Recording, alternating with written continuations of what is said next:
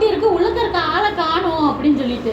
ஏன்னா தேவன் அப்படியே ஏஞ்சல் வந்து என்ன செஞ்சுட்டாங்க, அவங்கள கூட்டிட்டு போய் எங்க வச்சுட்டாங்க, அந்த சர்ச்சுக்கிட்ட வச்சு நீங்கள் பிரசங்கம் பண்ணுங்கன்னு விட்டாங்க. உடனே அவங்களுக்கு பயம் வருது, என்னடா இது இப்படியெல்லாம் அற்புதம் நடக்குது, இப்படிலாம் நம்ம பார்த்துருக்கோமா, கதவை திறக்காமலே நம்ம வந்திருக்கோமா, இது என்னமா முடியுமோ அப்படின்னு சொல்லிட்டு பயப்படுறாங்க. இதெல்லாம் நிறைஞ்சதான் அப்போஸ்தலர் காலம். அந்த எழுப்புதல் காலத்தில் மனம் திரும்புதலுக்கு தான் முதல் இடம் கொடுத்தாங்க.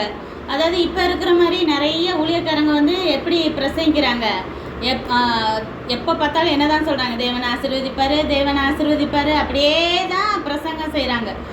வெறுமனா தேவன் வந்துட்டு நம்ம ஒரு மனம் திரும்புதலும் இல்லை, ஆனால் நம்மளை தேவன் ஆசீர்வதிப்பாரா அப்படின்னு கேட்டால் அப்படி ஆசீர்வதிக்கிறது கிடையாது. அப்படியே நம்மளுக்கு சில ஆசீர்வாதங்கள் வந்தாலும் நம்ம அதுக்கேற்ற தகுதி இல்லாதவங்கள இருக்கும் போது அந்த ஆசீர்வாதங்கள் நம்மக்கிட்ட நிலைச்சி நிற்கிறது கிடையாது.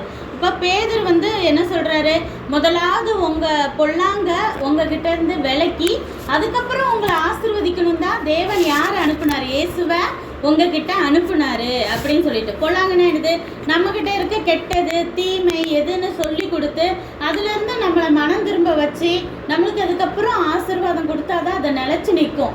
அப்படி ஆசீர்வதிக்கிறது தான் இஸ்ரவேல் மக்களை ஆசீர்வதிக்கணும் தான் யார் அனுப்புனாரு, தேவன் இயேசு அனுப்புனார்.